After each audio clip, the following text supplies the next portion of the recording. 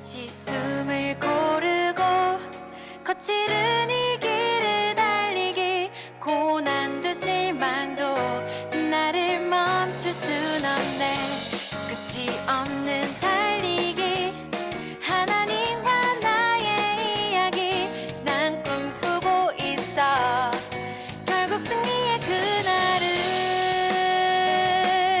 때론 눈물 나는 일들이 내겐 너무 버거워 지쳐 포기하고 싶을 때 날 부르신 주님 내게 독수리 같은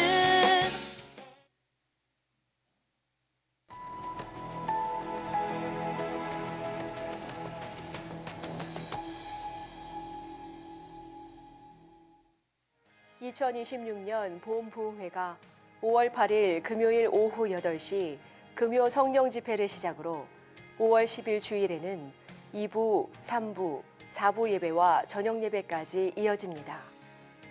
이번 부흥회는 부평성전과 조안성전, 송도성전에서 함께 드려지며 인도네시아 GMS 교회 담임 목사인 필립 멘토파 목사를 강사로 모시고 하나님의 살리는 영이라는 주제로 말씀을 전합니다. 마른 뼈를 살려내시는 하나님의 강력한 역사가 우리 삶의 모든 현장에 가득하기를 소망합니다. 모든 성도들께서는 기도로 준비하셔서 회복과 생명의 기쁨을 누리는 축복의 자리에 함께해 주시기 바랍니다. 오늘 5월 10일은 부활절 6번째 주일 및 어버이 주일입니다. 2026년 봄 부흥회가 오늘 2, 3, 4부와 저녁 예배까지 진행됩니다. 저녁 예배는 부흥의 마지막 집회로 하나님께서 부흥회를 통해 베풀어 주신 은혜에 감사하며 봉헌하는 시간이 있습니다. 성도들께서는 이번 부흥회를 통해 베풀어 주신 은혜에 감사하며 봉헌을 준비해 주시기 바랍니다. 교회를 폐지할 수 있는 종교법인 해산법과 하나님의 창조 질서를 정면으로 도전하는 포괄적 차별 금지 법안이 국회에 올라와 있습니다. 이 두 법의 철폐와 교회 사수를 위하여 5월 16일 오후 2시 부평대로에서 모여 인천 100만 성도 걸기 대회를 갖습니다. 많은 성도들의 기도와 동참을 부탁드립니다. 아동 세례, 청소년, 성인 세례 및 입교 신청 및 교육 안내가 주보 5면에 나와 있습니다. 대상자들께서는 주보를 확인해 주시기 바랍니다. 교구 사역국, 남성 토요조찬 성경공부, 3040 사역국, 3040 담당자, 성교국, 교구 리더부 모임을 진행합니다. 대상자들께서는 일정을 확인하신 후 참석해 주시기 바랍니다. 49기 뉴라이프가 5월 17일부터 주안빌딩 2층 예배실에서 진행됩니다. 교육국 재능사역팀 주안 조이풀 주니어 오케스트라 창단 연주회가 5월 10일 오후 5시 부평성전 글로리아홀에서 진행됩니다. 주차 혼잡을 줄이기 위하여 부평공원 건너편 공영주차장과 부평구청 주차장을 이용해 주시기 바랍니다. 이를 위한 셔틀버스를 정기적으로 운행하고 있습니다. 자세한 내용은 주보 5면을 참조해 주시기 바랍니다.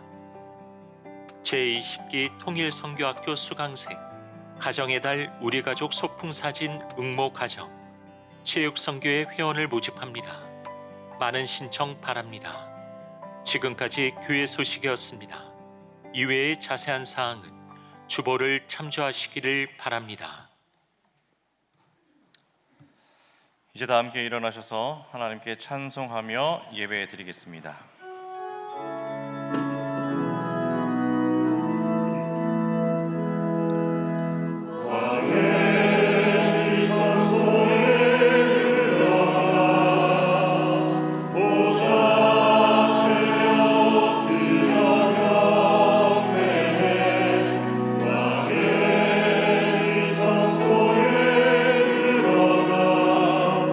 주의 영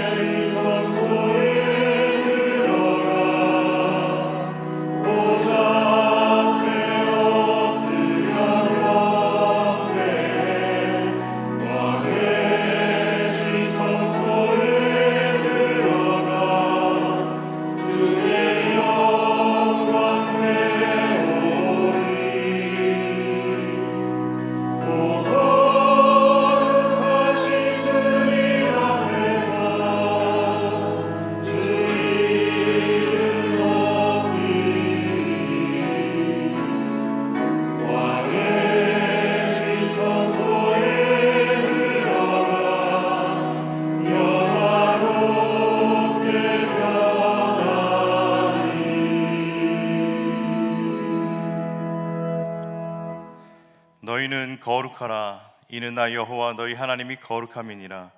너희 각 사람은 부모를 경외하고 나의 안식일을 지키라. 나는 너희 하나님 여호와이니라. 하나님은 영이시니 예배하는 자가 영과 진리로 예배할지니라. 아멘.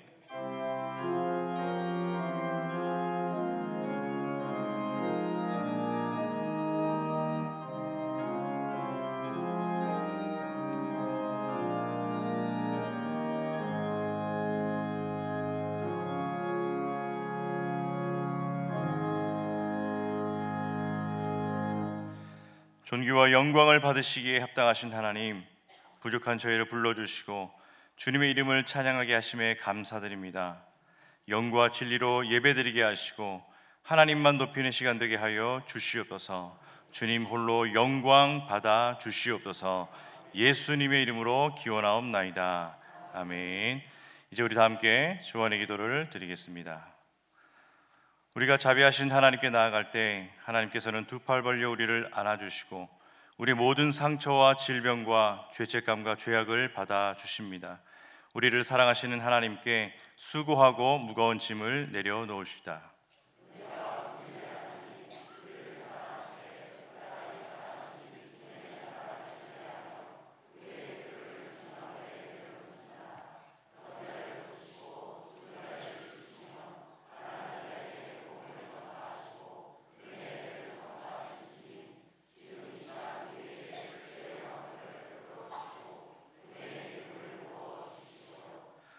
복음을 들으십시오. 내가 그의 길을 보았은즉 그를 고쳐줄 것이라. 그를 인도하며 그와 그를 슬퍼하는 자들에게 위로를 다시 얻게 하리라. 입술의 열매를 창조하는 자 여호와가 말하노라. 먼데 있는 자에게든지 가까운 데 있는 자에게든지 평강이 있을지어다. 평강이 있을지어다. 내가 그를 고치리라 하셨느니라. 아멘. 이 시간 말씀을 의지하며 침묵 가운데에 우리 모든 상처와 질병과 수고하고 무거운 짐을 주님 앞에 내려놓으며 기도하겠습니다.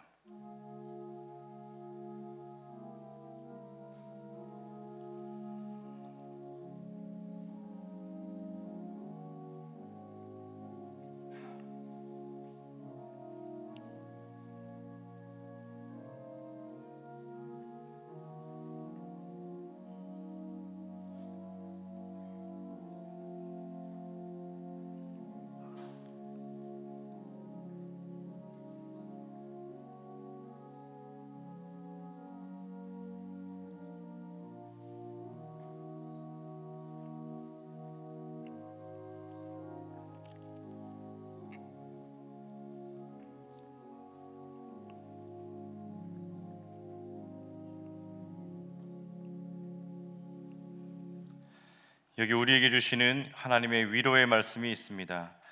그가 친히 말씀하시기를 내가 결코 너희를 버리지 아니하고 너희를 떠나지 아니하리라 하셨느니라. 그러므로 우리가 담대히 말하되 주는 나를 돕는 이시니 내가 무서워하지 아니하겠노라. 아멘. 이제 다 함께 자리에 앉으셔서 계속 기도하겠습니다. 사랑과 은혜가 풍성하신 하나님, 오늘 우리를 주님의 전으로 불러주시고 예배 자리로 인도해 주시니 참으로 감사를 드립니다. 지치고 상한 마음으로 살아온 우리를 외면하지 않으시고 다시 주님의 품 안으로 불러주신 은혜를 찬양합니다. 상처받고 힘겨워하는 영혼들이 주님 앞에 나왔습니다. 상처 입은 마음을 주님의 손길로 어루만져 주시고 낙심한 영혼들을 일으켜 세워 주시옵소서. 병든 몸과 마음을 주님께 의탁드립니다. 주님의 은혜로 만져주시고 새롭게 하여 주시옵소서. 금요일부터 진행되고 있는 부흥회를 위해 기도합니다. 이미 시작된 말씀의 자리마다 성령께서 함께하여 주시고 모든 시간마다 하나님의 은혜가 충만하게 임하게 하여 주시옵소서. 부흥회에 참석하는 모든 성도님들의 마음의 문을 열어주시어 무뎌진 믿음이 깨어나게 하시고 식어진 사랑이 다시 뜨거워지는 역사가 일어날 수 있도록 인도하여 주시옵소서. 부흥회를 통해 우리 개인과 가정과 교회가 다시 하나님 앞에 서는 거룩한 전환점이 될 수 있도록 인도하여 주시옵소서. 우리의 가정과 일터와 삶의 자리를 주님께 올려드립니다. 각자의 자리에서 말 못할 고민과 아픔을 안고 살아가는 성도들을 기억하여 주시옵소서. 사람의 위로로 다 채워지지 않는 그 그 마음을 주님의 은혜로 채워주시고 주님만이 주실 수 있는 참된 평강으로 붙들어 주시옵소서. 특별히 오늘 말씀을 증거하실 지장기 목사님에게 성령의 충만함으로 함께하여 주시옵소서. 전하는 말씀을 통해 듣는 모두가 새로워지게 하시고 순종과 결단의 마음을 허락하여 주시옵소서. 이 모든 간구를 우리를 위해 피 흘리신 예수 그리스도의 이름으로 기도합니다. 아멘.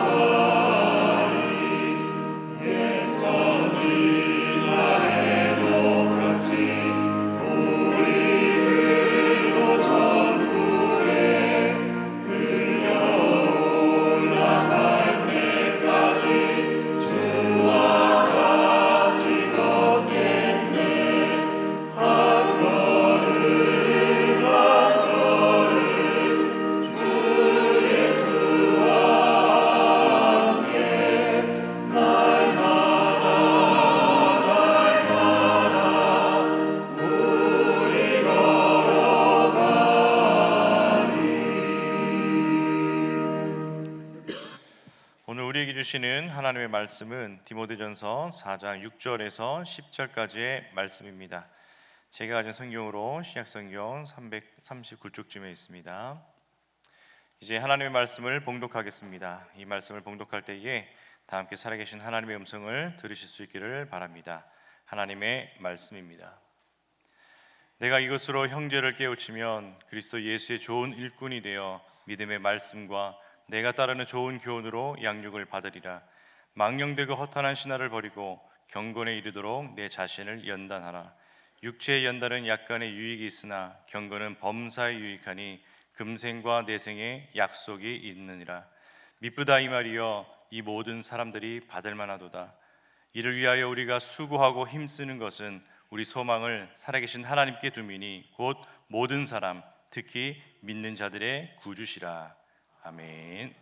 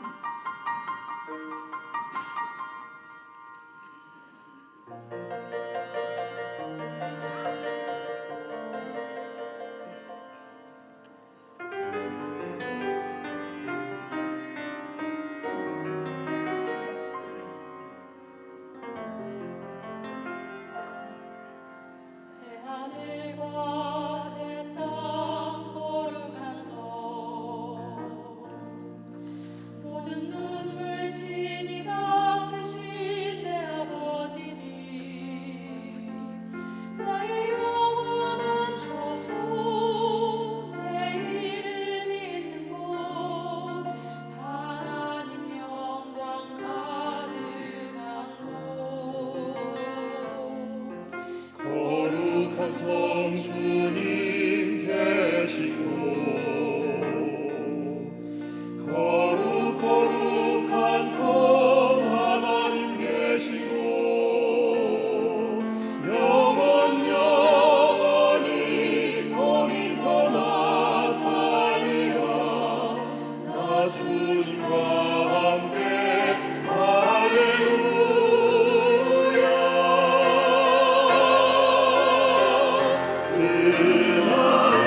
그날은 주 만나는 최고의 날 승리의 함성으로 기뻐 찬송하는 날 그날은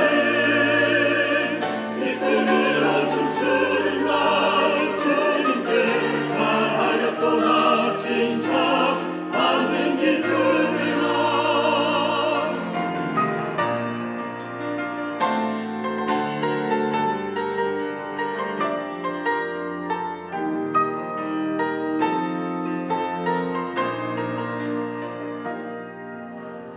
새하늘과 새 땅 거룩한 성 모든 눈물이 닦으신 내 아버지지 나의 영원한 소속 내 이름 있는 곳 하나님 영광 가득한 곳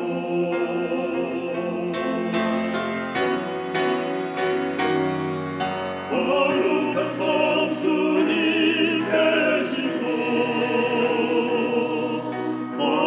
거룩한 성 하나님 계시고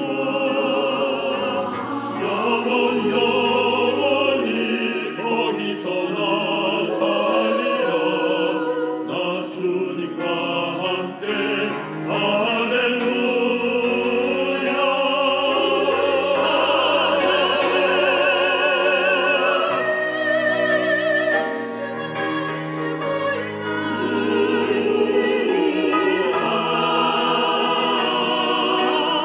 찬송하는 날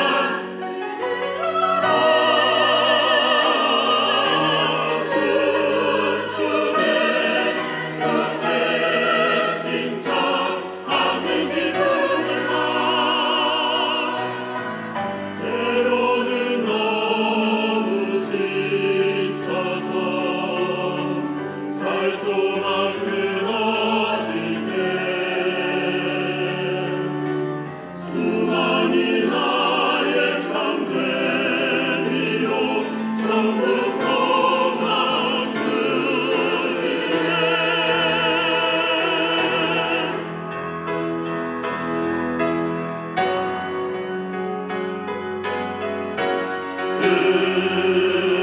그날은 주 만나는 최고의 날 승리의 함성으로 기뻐 찬송하는 날 그날은 기쁨으로 춤추는 날 주님께 잘하였도다 칭찬받는 기쁨의 날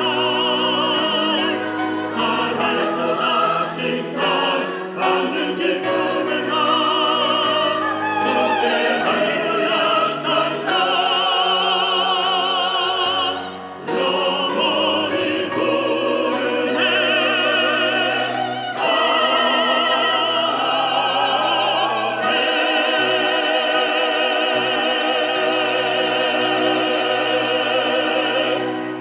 아멘. 우리 하나님께 영광의 박수 올려드리겠습니다.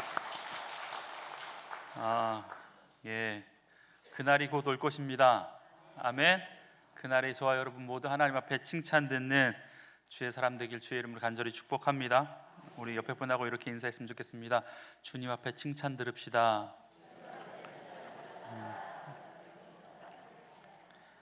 예, 그날이 오시는 게 두려우신 건 아니죠? 예. 광고 한 가지만 하겠습니다. 오늘 부흥회가 2부, 3부, 4부 예배 그리고 저녁 예배 4번의 집회로 각각 다른 말씀으로 진행됩니다. 그래서 어느 곳에 있든지 예배 시간에 혹시 예배 참여할 수 있는 상황이 되면 그 예배 참여해 주시면 감사하겠습니다. 오늘 4부 예배, 청년 예배인데요, 주한성전에서 드리지 않고 부평에서 청소년과 부평 주한 청년국 함께 예배 드리니까 참고해 주시면 감사하겠습니다. 기도하겠습니다. 하나님, 우리를 은혜의 보좌 앞으로 불러주셔서 감사합니다. 오늘도 주시는 말씀을 통해서 하나님의 마음 깨닫는 은혜가 있게 하여 주시고 우리에게 말씀하시는 대로 살아가기로 결단할 수 있는 귀한 시간 될 수 있도록 주님 붙들어 주옵소서. 그래서 하나님, 먼 훗날 주님 앞에 서는 그날 주님 앞에 잘했다 칭찬듣는 주의 종들 될 수 있도록 주 안의 모든 성도들 하나님 축복하여 주시옵소서. 감사드립니다. 예수님의 이름으로 기도합니다. 아멘. 할렐루야. 주 안의 성도 여러분, 하나님과 늘 동행하십시오. 성령 충만하십시오. 은혜 충만하십시오. 오늘도 주시는 말씀을 통해서 하나님의 마음 깨닫는 은혜가 있길 주의 이름으로 간절히 축복합니다. 여러분, 웨스트민스턴 소요리 문답 제1번의 질문이 이 질문입니다. 사람의 제일 목적은 무엇인가? 여러분, 우리가 이 땅에 살아가고 있는 목적이 뭔가? 이 책에서는 뭐라고 이야기하고 있냐면 한번 다 같이 읽어볼까요? 시작. 영화롭게 하는 것과 영원토록 그를 즐거워하는 것. 사람의 제일 목적은 다른 게 아니라 하나님의 이름을 높여드리는 거래요. 그리고 그분의 이름을 영원토록 즐거워하며 그분의 이름을 기뻐하는 것, 그것이 우리를 부르시고 우리가 이 땅 가운데 존재하는 목적이다라고 이야기하고 있습니다. 여러분, 그렇다면 어떤 것이 그분의 이름을 영화롭게 하고 그분을 즐거워하면서 살아가는 것인가? 여러분, 그것은 예수 그리스도의 성품을 닮아가는 것이고 그분과 같은 모습으로 이 땅에 살아가면서 작은 예수의 모습으로 살아가는 것이고, 하나님께서 우리에게 주신 사명의 자리에서 아름답게 쓰임 받는 것, 그게 바로 하나님을 영화롭게 하는 것이고 그분을 즐거워하며 살아가는 것이 아닌가라는 생각이 듭니다. 여러분, 하나님께 아름답게 쓰임 받고 싶으십니까? 아멘. 오늘 보면 6절에 보니까 예수의 좋은 일꾼이라고 하는 구절이 나오는데, 여러분, 예수의 좋은 일꾼으로 쓰임 받고 싶으십니까? 여러분, 혹시 좋은 일꾼으로 쓰임 받고 있지 못하다라고 생각이 드십니까? 여러분, 요즘 직장 구하기가 참 어렵습니다. 취업이 잘 안 됩니다. 젊은 사람들, 청년들이 취업의 문이 얼마나 좁은지 잘 알 수 있습니다. 그래서 대학교를 졸업하기 전에 필수로 1년 휴학을 한대요. 그래서 1년 동안 취업 준비를 한대요. 영어 시험도 보고요, 또한 자격증도 따면서 그렇게 취업을 위해서 준비합니다. 좀 괜찮은 회사에 들어가려면 참 여러 가지 조건을 제시하면서 그 조건에 맞는 사람들을 뽑습니다. 왜냐하면 그 회사에 그 조건의 사람이 필요하기 때문에 그런 거죠. 여러분, 이러한 경우는요, 교회에서도 마찬가지예요. 여러분, 부목사를 뽑고 전도사를 뽑는데 청빙란이 있거든요. 장신대 들어가거나 아니면 저희 교단 기독 공부를 보면 청빙란을 보면 요구하는 조건이 굉장히 많은 교회가 있는 것을 보게 돼요. 장신대를 나와야 된다, 일종 보통 면허를 가지고 있어야 된다, 봉고를 운전할 줄 알아야 된다, 컴퓨터에 능숙해야 하고 기타를 칠 줄 알아야 되고 찬양 인도를 잘 해야 되고, 여러분, 만능 엔터테이너 이런 사람 뽑는 것 같아요. 여기까지 그래도 이해할 만한데, 그런데 제가 부목사를 뽑으면서 내걸었던 자격과 조건 중에 가장 당황하고 황당한 조건을 본 적 있었고, 그런 교회가 있었는데 뭐냐면 축구나 족구를 잘하고 좋아하는 목사였습니다. 여러분, 목회를 하는데 축구가 왜 필요하고 족구가 왜 필요한지 모르겠지만 그 교회 사정을 들어보니까 그럴만하다라는 어떤 공감대가 형성이 됐습니다. 여러분, 그래서 실제로 우리 교회 부목사님 가운데요, 그 교회에 축구장에 가서 면접을 보고 부목사가 된 경우가 있었습니다. 여러분, 교회도 사회도 이러한 조건을 내걸고 사람을 찾아 그 사람을 쓴다라는 거예요. 조건과 자격을 내거는 이유가 뭡니까? 한마디로 이야기하면 주어진 일과 상황에 가장 적합한 자를 찾기 위해서 그러한 조건을 내거는 거죠. 여러분, 우리 주위에 보면 주의 일꾼이 되어서 하나님 앞에 귀하게 쓰임받는 사람, 오늘 본문의 이야기로 이야기하면 예수의 좋은 일꾼으로 하나님 앞에 쓰임받는 사람들이 있습니다. 오늘 본문에서도 바울은 자기의 영적인 자녀였던 디모데에게 하나님으로부터 특별하게 쓰임받기 위해서 해야 할, 가져야 할 조건에 대해서 여러 가지를 제시해 주고 있고 권면해 주는 것을 보게 됩니다. 다시 말하면 이 시대 가운데 하나님의 사람으로 쓰임받기 위해서, 예수의 좋은 일꾼이 되기 위해서 어떠해야 하는지를 이야기해 주는데, 여러분 그 방법은요, 그 조건은요, 오늘 본문에 나온 동사 몇 개만 봐도 충분히 이해할 만한 그런 이야기입니다. 오늘 본문에 보면 열거되어 있는 동사들을 보면 하나같이 힘쓰고 애쓰고 연단받고 최선을 다해야 된다라고 하는 그러한 모습과 관련된 동사들이 질비해 있어요. 6절에 보면 따라라, 또 양육을 받아라, 7절에 보니까 내 자신을 연단해라, 10절에 보니까 수고하고 힘써라 라고 이야기하고 있습니다. 여러분, 하나님 말씀 앞에 애쓰고 힘쓰고 연단받고 그분의 말씀을 따르는 것, 이런 사람이 하나님 앞에 쓰임받는 것 당연하겠죠.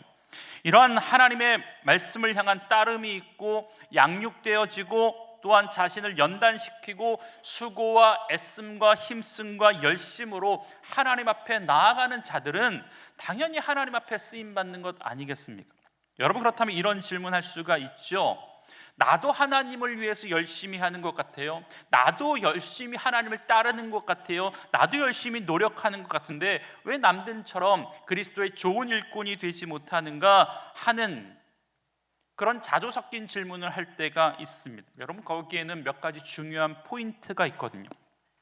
다시 말하면 쓰임받기 위한 조건이 있다라는 거예요. 다른 각도에서 이야기하면요, 우리가 하는 노력과 열심과 전력이 어쩌면 하나님으로부터 쓰임받기 위한 조건을 채워주는 것이 아니라 다른 것에 열심을 내면서 내가 하나님 앞에 열심을 내고 있다라고 이야기하고 착각할 수 있다라는 거예요.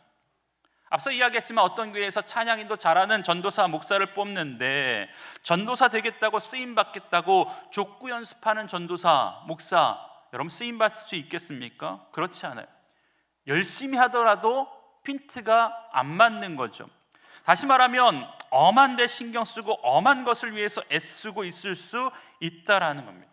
여러분, 이건 굉장히 충격적인 이야기로 들려야 되는데, 왜냐하면 여러분, 우리가 쓰임받지 못하고 있는 것이 쓰임받기 위해서 하나님께서 우리에게 제시해 주신 작업 요건을 준비하고 집중하고 있는 것이 아니라 다른 것들을 준비하기 때문에, 다른 것들을 위해서 애쓰고 노력하기 때문에 쓰임받지 못할 때가 있다라는 것입니다.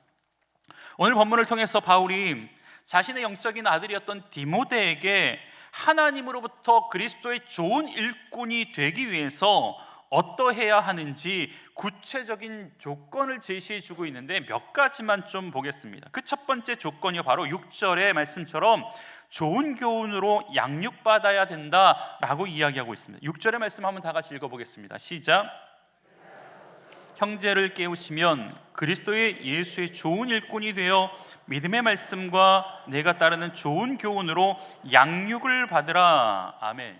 여러분, 양육을 받으라 할 때 이 양육이란 단어를 국어 사전에 찾아보니까 보살펴서 자라게 함이라고 되어 있습니다. 여러분, 그런데 여기서 단순히 교육을 받으라 정도가 아니라 훈련을 통해서 자라가라라고 이야기하고 있습니다. 그런데 그 훈련이 좋은 말씀에 근거해야 된다라는 거예요. 여러분, 여기서 좋은 교훈이란 다른 게 아니라 하나님의 말씀을 의미하겠죠. 하나님의 말씀으로 훈련되어진 사람, 양육되어진 사람이 예수 그리스도의 선한 일꾼으로 사명을 감당하면서 하나님 앞에 쓰임 받을 수 있다라는 겁니다. 여러분, 우리 주안교회 참 좋은 교회입니다. 아멘 하십니까? 예, 뭐 여러 가지가 있어. 여러 가지 이유가 들 수 있겠지만 그 중에 하나가 저는 교회 안에 다양한 훈련의 시간, 양육의 시간이 있기 때문이라고 생각됩니다. 한국교회에서 좋다고 하는 대부분의 양육책의 말씀을 공부할 수 있는 기회가 너무나도 많이 있어요. 세가족으로 등록하면요, 지금 진행되어지고 있는 세가족 훈련 과정, 뉴라이프, 주일 뉴라이프, 평일 뉴라이프 통해서 기본적인 교리, 하나님이 누구신가, 예수님이 누구신가, 성령님이 누구신가에 대해서 양육받고 교육받습니다. 여러분, 그 과정이 끝나면 1:1 동반자, 1:1 양육자 과정을 통해서 하나님에 대해서, 예수님에 대해서, 성령님에 대해서 좀 더 깊게 나아갑니다. 알아갑니다.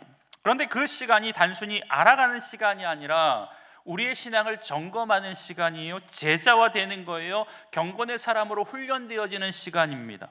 물론 이러한 과정은요, 우리의 영적인 성장을 한 단계 업그레이드 시키는 그런 시간입니다. 여러분, 그것뿐입니까? 작년교육국 안에 진행되어지는 이 이후의 사역만 보더라도요, 한 번씩 듣기에도 수년이 걸리는 양육 프로그램이 있습니다. 강사로부터 강의를 듣는 동안 그것만으로도 우리는 하나님으로부터 쓰임받을 수 있는 준비가 되어지는 거예요. 훈련되어지는 거예요. 양육되어지는 거예요. 여러분, 왜냐하면 우리가 하는 사역과 일이라는 것이요, 여러분, 하나님으로부터 출발하기 때문에 하나님의 말씀을 모르고서는, 하나님에 대해서 알지 못하고서는 우리가 어떻게 하나님을 기쁘시게 할 수 있겠냐라는 거예요. 여러분, 우리나라 수없이 많은 교회 가운데 이러한 훌륭한 프로그램을 가진 교회가 몇 교회나 될까? 여러분, 얼마나 되겠습니까? 그렇기 때문에 여러분이 그리스도의 제자로, 좋은 일꾼으로 훈련되고자 하는 마음만 있으면요, 하나님의 말씀을 배울 수 있고 들을 수 있고 더 깊이 알아갈 수 있습니다. 여러분, 이게 저는 주한교회가 좋은 교회, 여러 가지 이유가 있겠지만 그 중에 하나라고 생각이 됩니다. 여러분, 우리 모두가 기회가 된다면요, 하나님의 말씀으로 양육되어지는 자리, 사모하는 자리에 설 수 있는 하나님의 사람 되길 주의 이름으로 간절히 축복합니다. 여러분, 왜냐하면 단순하잖아요. 하나님의 말씀으로 양육되어지고 훈련되어진 사람, 그 사람 하나님께서 쓰시는 거잖아요. 여러분, 그런데 중요한 것은요, 이 과정을 다 밟는다고 해서, 수료한다고 해서 하나님께 특별하게 쓰임받지는 못한다라는 겁니다. 여러분, 왜인 줄 아십니까? 우리의 신앙의 여정은요, 한 번의 프로그램으로 1년의 훈련으로 완성되지 않기 때문에 그래요. 몇 번 훈련에 참여한다고 해서, 몇 년 훈련에 참여한다고 해서 평생 그것이 그리스도의 일꾼으로, 성숙한 그리스도의 제자로 세워지는 절대적인 조건이 아니라는 겁니다. 여러분, 왜냐하면 훈련과 연단과 양육은요, 주님 오시는 그날까지 계속 진행되어져야 하기 때문에 그렇습니다. 여러분, 그렇기 때문에 아무리 많은 수료증을 가지고 있다고 하더라도 여러분의 삶 가운데 매일매일 말씀으로 자신을 스스로 훈련하지 않고 양육하지 않고 주님과 동행하는 시간이 없다면 우리는 일상에서 쉽사리 넘어질 수밖에 없습니다. 성경대학 하셨나요? 우리 김한기 목사님이 지금 성경대학을 하고 있는데 아주 재미있다고 난리가 났습니다. 꼭 하시길 바랍니다. 90일 성경통도 꼭 하시길 바랍니다. 영성훈련, 교리대학, 하나님이 누구신지, 그분의 속성이 무엇인지, 기독론, 종말론, 성령론, 그것을 다 알고 수료하는 것 굉장히 중요합니다. 여러분, 그런데 그 모든 것들을 다 마쳤다고 하더라도요, 매일매일의 삶 가운데 우리가 개인적으로 하나님을 묵상하지 않고 그분께서 나에게 들려주시고자 하시는 말씀대로 살아가고자 하는 마음의 결단과 다짐이 없다면 우리는 세상 가운데 쉽사리 넘어질 수밖에 없다라는 겁니다.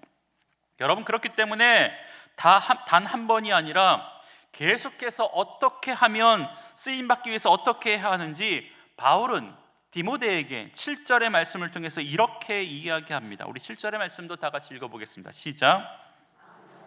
허탄한 신화를 버리고 경건에 이르도록 내 자신을 연단하라. 아멘. 여기서 두 가지 이야기합니다. 첫 번째는요, 망령되고 허탄한 신화를 버리래요. 두 번째는 내 자신을 연단하라라고 이야기하고 있습니다. 여러분, 한마디로 이야기하면 망령되지 않도록 내 자신을 연단하라라고 이야기하고 있습니다. 여러분, 그렇다면 이런 질문이 생겨야 됩니다. 도대체 망령된 삶이란 뭔가? 반대로 망령되지 않는 삶을 산다라는 것이 뭔가? 여러분, 망령된 행동을 하지 않는 것이 하나님에게 쓰임받기 위해서, 좋은 일꾼이 되기 위해서 굉장히 중요한 자격의 요건이라는 것을 잘 보여주는 사람이 한 명 구약에 등장하는데, 그게 누구냐면 야곱의 형, 누구죠?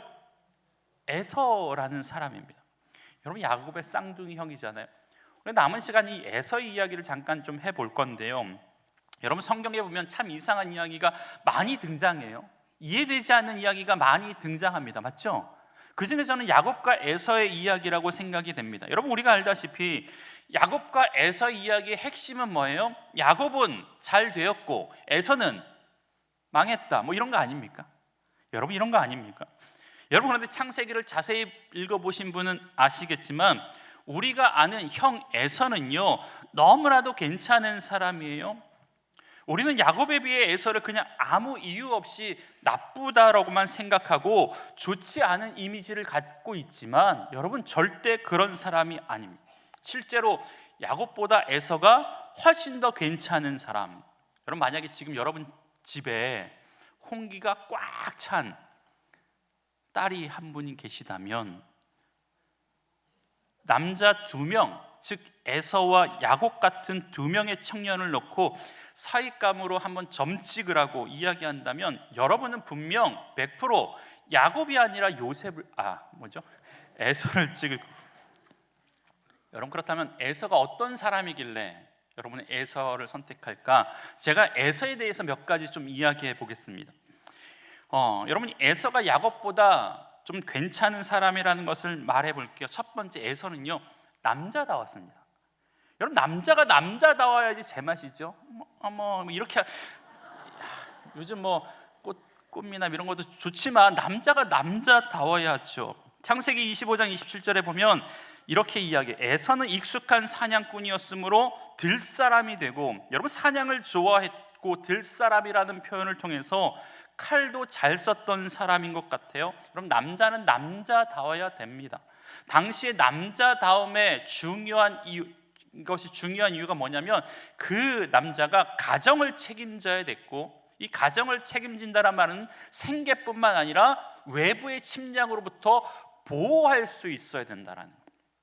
두 번째에서는요 가정적이었습니다. 여러분 남자다우면서 가정적이라는 것은요 굉장히 어렵습니다. 상남자 중에 가정적인 사람이 많지 않습니다.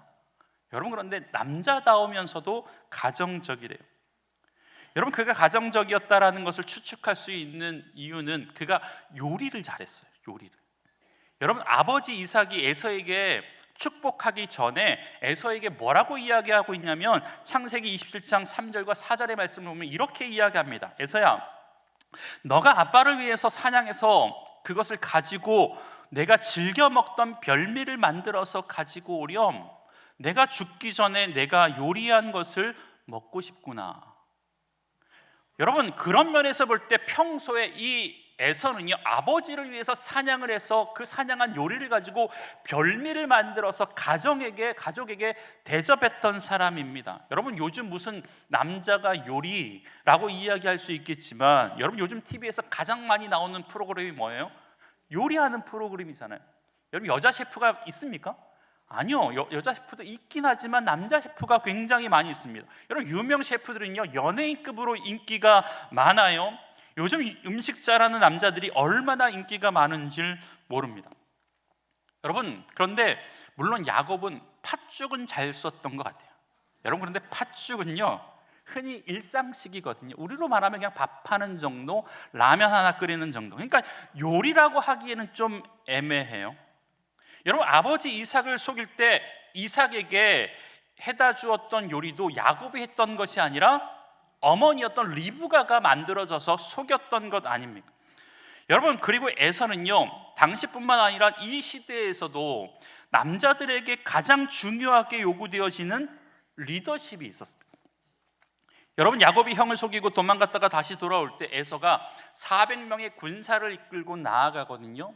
자신의 수하에 400명을 이끌고 다닐 수 있는 리더십이 있었다라는 겁니다.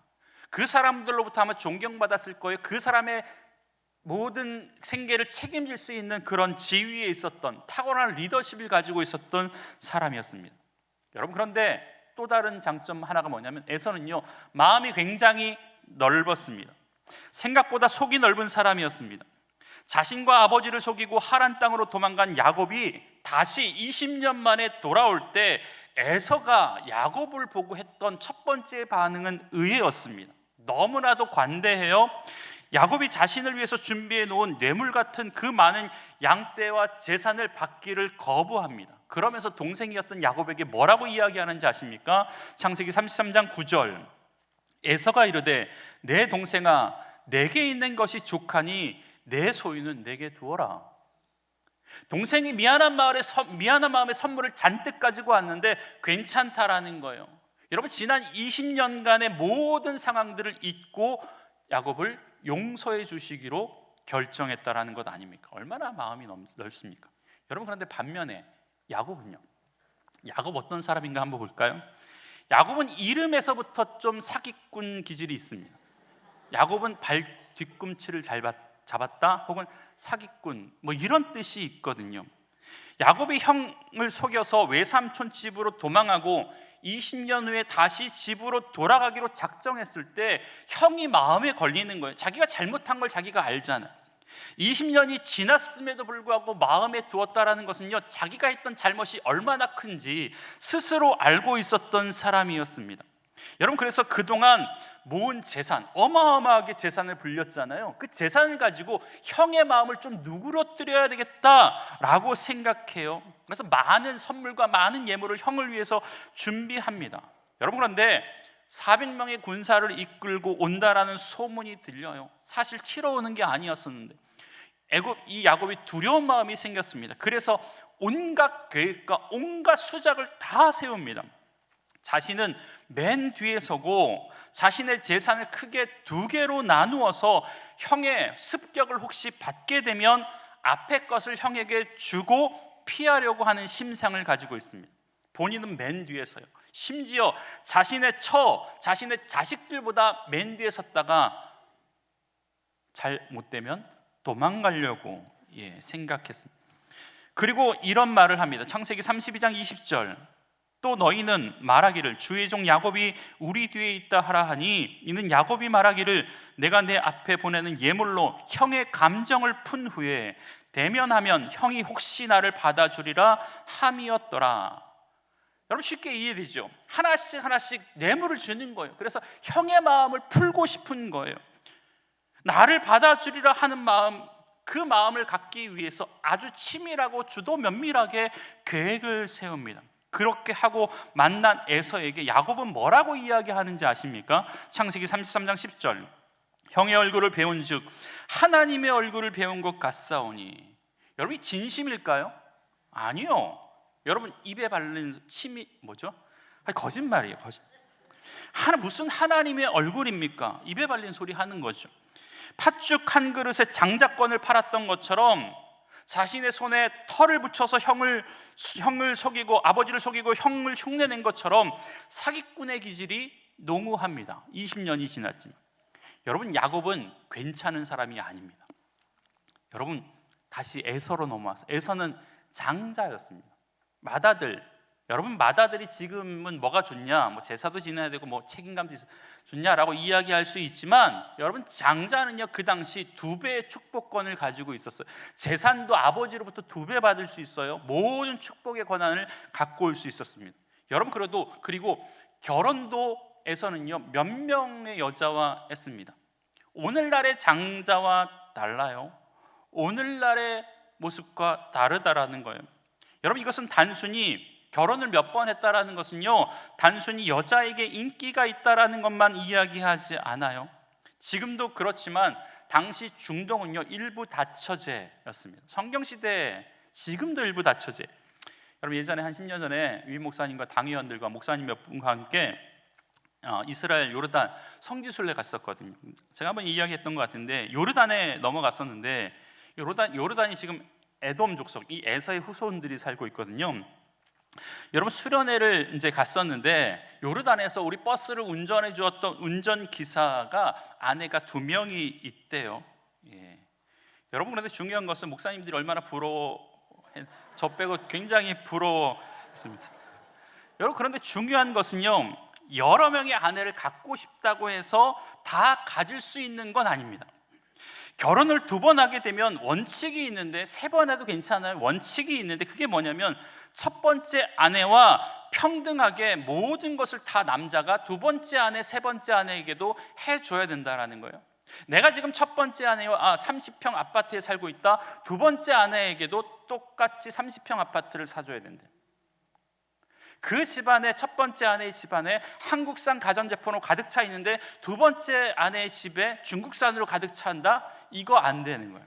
그러니까 모든 것을 동일하게 해줄 수 있어야 된다라는 거예요. 여러분, 이런 의미에서 본다면 에서처럼 결혼을 많이 했다라는 것은요, 단순히 바람기가 다분하다 아니면 못된 인간이다가 아니라 당시의 문화에서는요, 이 남자 능력 있네. 여러분, 이런 의미입니다. 그러니까 에서는요, 능력 있는 남자였습니다. 여러분, 괜찮은 사람이죠. 반면에 야곱은요, 형과 굉장히 비교되는 사람이었습니다. 마마보이였습니다. 여러분, 쉽게 말하면 엄마 치마폭에 쌓여서 엄마의 결정에 따라서 행동하고, 엄마 이거 해줘, 엄마 어떻게 해야 돼, 이런 사람이었습니다. 또 여성스러운 남자였다라는 것을 우리가 알 수 있어요.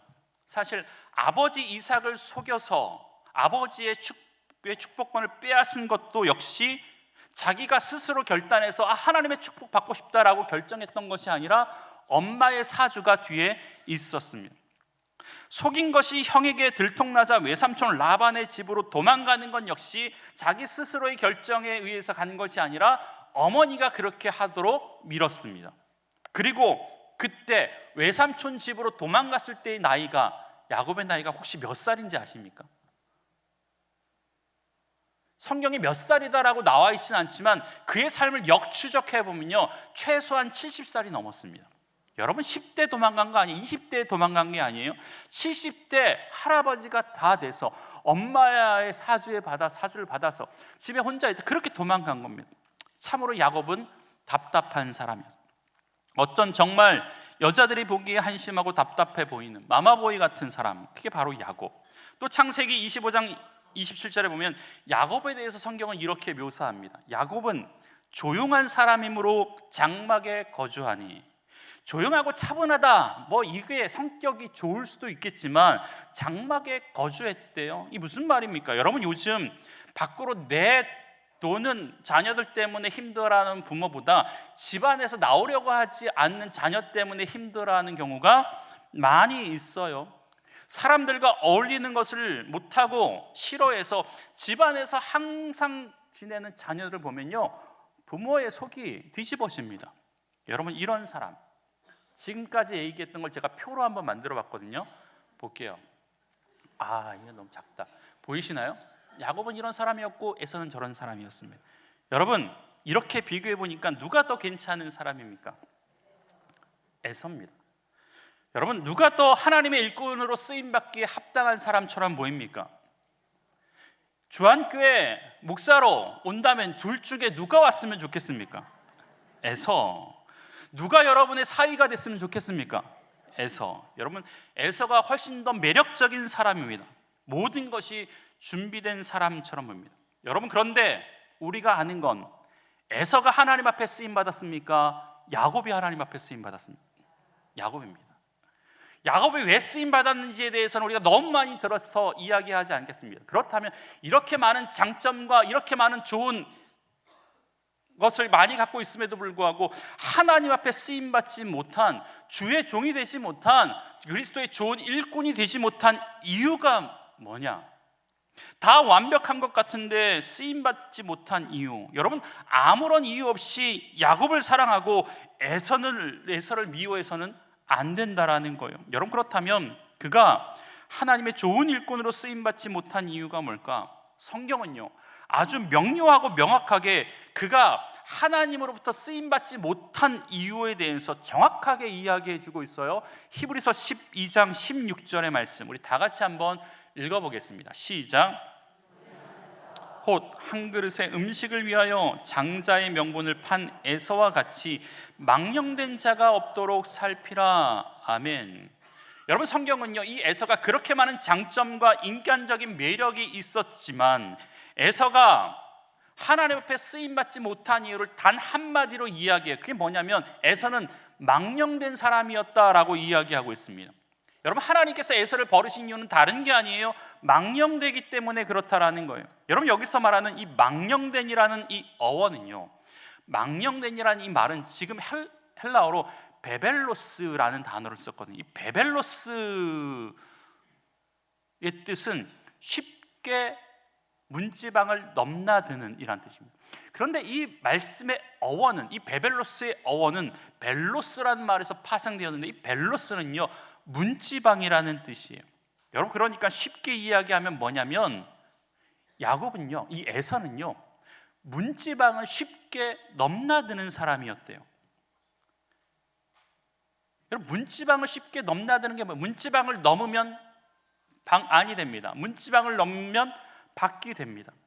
한마디로 이야기하면요, 거룩한 것과 속된 것, 성과 속의 구분이 없이 어떨 때는 거룩한 곳에 서 있다가 어떨 때는 속된 곳에 서 있다가 이렇게 왔다 갔다 하는 사람이 바로 이 에서였다라는 거예요.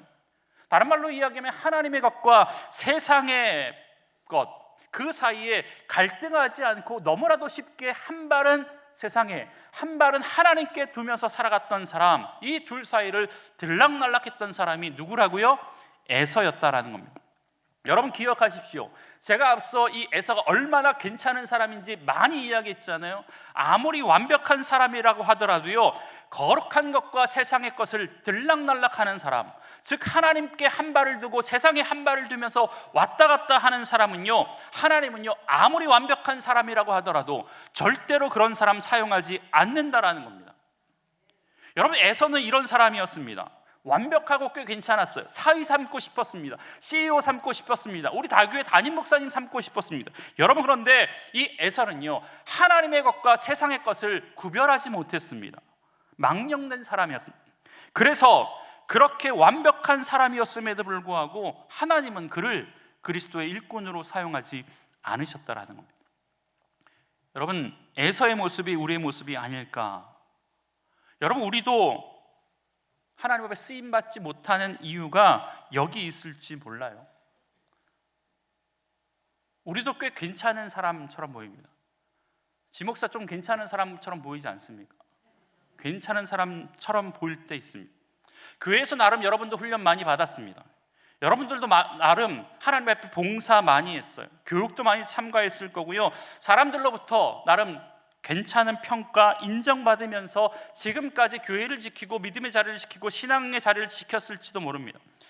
겉으로는 굉장히 번지르르한 삶을 살았을지 모르지만, 그런데 그래서 주변 사람들부터 김 집사님, 김 권사님, 최 권사님, 그 집안은 집안도 좋고 인물도 좋고 돈도 잘 벌고 직장도 잘 되고 가정도 평안하고 자녀들도 잘 되고 남편들도 승승장구하고 라고 이야기 들을지 모르지만, 여러분, 그런데 만약에 그런 소리를 듣고 있음에도 불구하고 결정적인 순간에 에서처럼 하나님의 것을 쉽게 포기하고 세상으로 나아가는 준비가 되어 있다라면, 히브리서의 말을 빌리자면 여러분은 망령된 사람이라는 것.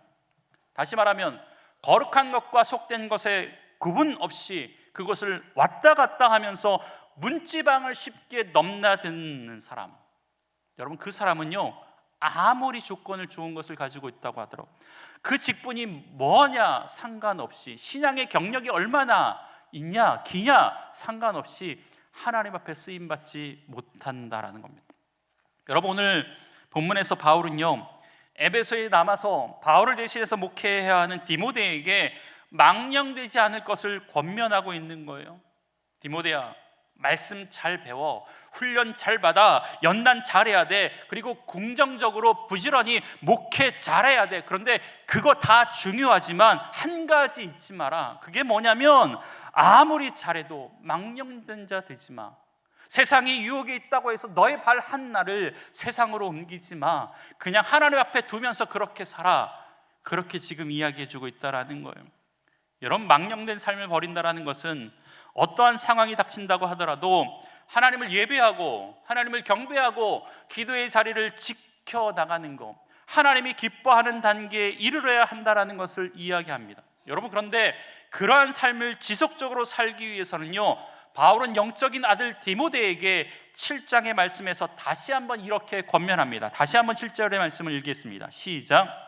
망령되고 허탄한 신화를 버리고 경건에 이르도록 내 자신을 연단하라. 아멘. 여러분, 연단하래요. 망령되지 않도록 하기 위해서 한 가지 방법밖에 없다라는 거예요. 그건 뭐냐면 부지런히 내 자신을 연단하래. 연단. 평상시에 매일매일 훈련되어져야 된다라는 거예요. 제가 처음 부분에 이야기했잖아요. 주한교회 참 좋은 교회예요. 많은 훈련의 과정들이 있어요. 그 과정들 다 하려면 몇 년의 시간이 소비될지도 모릅니다. 여러분, 그런데 혹시 교회에서 이루어지는 모든 훈련의 양육의 시간들을 다 마쳤다고 해서 우리가 하나님 앞에 서는 그날까지 모든 훈련의 시간이 끝난 겁니까? 여러분, 그렇지 않습니까? 왜냐하면 주님 오시는 그날까지 우리가 개인적으로 주님 말씀 앞에 서기를 포기하고 기도의 자리, 말씀의 자리, 예배의 자리 나아가는 것들을 쉽사리 놓아버린다면 여러분, 어느 순간 아무리 목사, 장로, 권사의 직분을 가지고 있어도, 아무리 수없이 많은 제자 훈련의 과정을 다 마쳤다고 하더라도 금방 망령된 사람이 되어서 하나님의 것과 세상의 것을 구별하지 못하고 들락날락거리는 사람이 될 수밖에 없다라는 겁니다. 여러분, 그렇게 되지 않기 위해서는요, 망령된 삶을 살지 않기 위해서는 여러분, 삶을 좀 바꿔야 됩니다. 주님 오시는 그날까지 끊임없이 하나님께 예배하는 자리와 경건의 훈련이 이루어지는 자리와 기도하는 자리를 사모하시길 바랍니다. 그런 훈련의 과정은 한 번의 훈련으로 완성되지 않습니다. 꾸준히 경건에 이르도록 연습해라 라고 이야기하고 있습니다. 여러분, 말씀을 사모하는 자리, 기도를 사모하는 자리, 주님의 명령, 즉 땅끝까지 이르러 내 증인이 되라고 하시는 말씀을 기억하면서 매일매일의 삶에서 작은 예수로 살아갈 때 앞서 이야기했던 사람의 제일 되는 목적, 하나님을 영화롭게 하고 하나님을 평생토록 즐거워하고 기뻐하고 즐거워하는 것, 그게 우리의 삶 가운데 이루어질 줄 믿습니다. 그런 경건의 훈련 통하여서 날마다 하나님의 것에 서 있는 믿음의 사람 되길 주의 이름으로 간절히 축복합니다. 기도하겠습니다.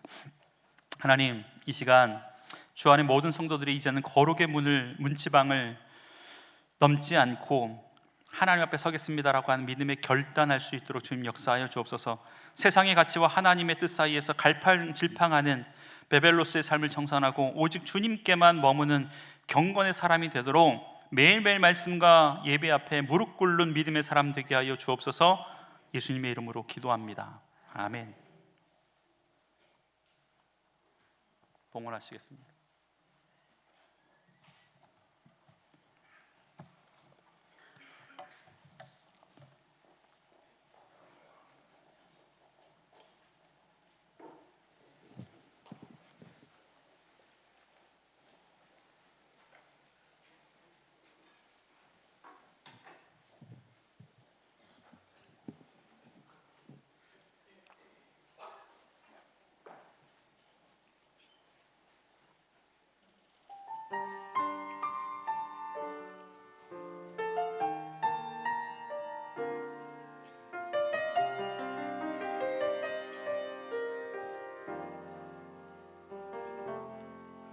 내가 걸어온 길, 길고도 짧은 길, 내 힘으로 걸어온 줄 알았는데 여기까지 온 것도 주가 동행함이라.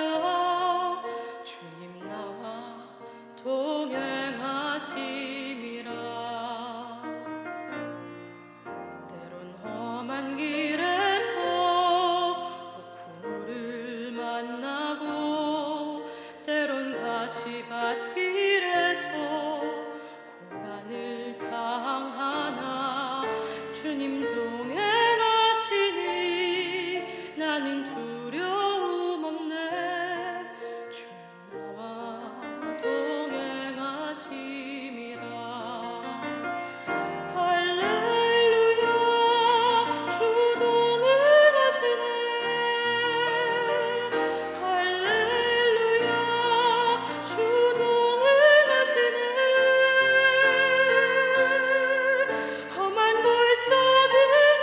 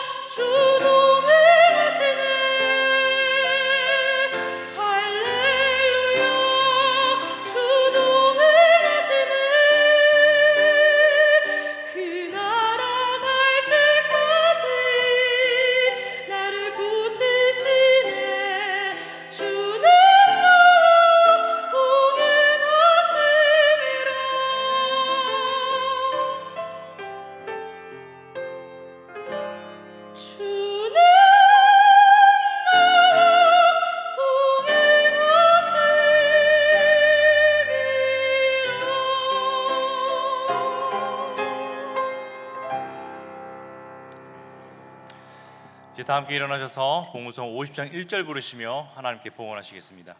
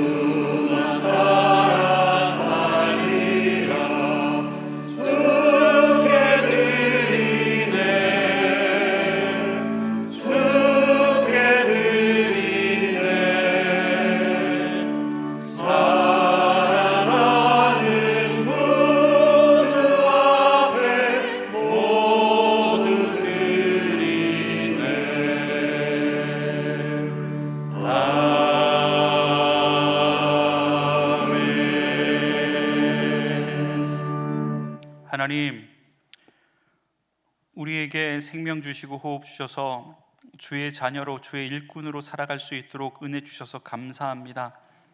오늘 우리가 가진 모든 것이 주님께 왔음을 고백하며 인정하며 귀한 예물을 하나님께 올려드립니다. 하나님, 이 예물이 드려지는 곳곳마다 하나님의 나라가 확장되어지게 하시고 특별히 이 예물을 드리는 손길들이 세상과 거룩 사이를 넘나드는 망령된 욕심에 빠지지 않도록 하나님 주의 성도를 지켜주시옵소서. 에서가 한 그릇의 음식을 위해 영원한 가치를 팔았던 것처럼 우리도 눈앞의 작은 이익 때문에 하나님의 일꾼이라는 귀한 명분을 놓치지 않도록 하나님 붙들어 주옵소서. 드려진 이 물질이 성도님들의 삶에서 경건의 연습을 돕는 거룩한 도구가 되게 하시고 이들의 가정과 일터가 하나님을 영화롭게 하는 사명의 자리가 될 수 있도록 주님 역사하여 주시옵소서. 부족한 우리를 예수의 좋은 일꾼으로 불러주신 은혜에 감사하며 우리의 시간과 물질과 생명을 주님 손에 온전히 올려드리오니 하나님 기뻐 받아주시고 드린 손길 부유한 손길 되게 하여 주시옵소서. 예물을 드린 모든 성도들에게 경건의 능력을 더하여 주시기를 간절히 소망하며 우리의 구원 되신 예수 그리스도의 이름으로 축복하며 기도합니다. 아멘.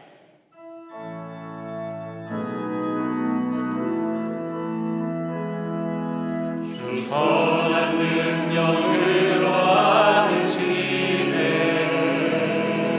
그 크신 팔로 날 붙드시네 절망 속에도 흔들리지 않고 사랑하는 주 얼굴 구하리 이전에 괴로운 날에 원사고 고난의 길을 걷는다 해도 주님께 모든 맡기노리여고 끝내 승리의 날을 맞으리 선한 능력으로 일어서리 주만 의지하리 믿음으로 우리 고뇌 안에 주 오신 그날 영광의 새날을 맞이하리 선한 능력으로 일어서리 주만 의지하리 믿음으로 우리 고뇌 안에 주 오신 그날 영광의 새날을 맞이하리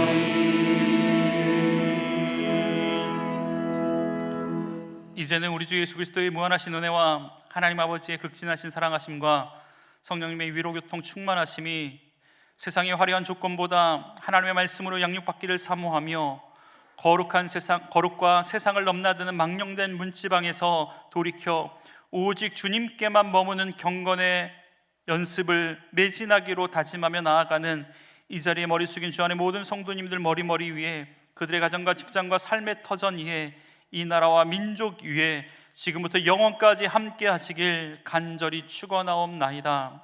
아멘. 오직 주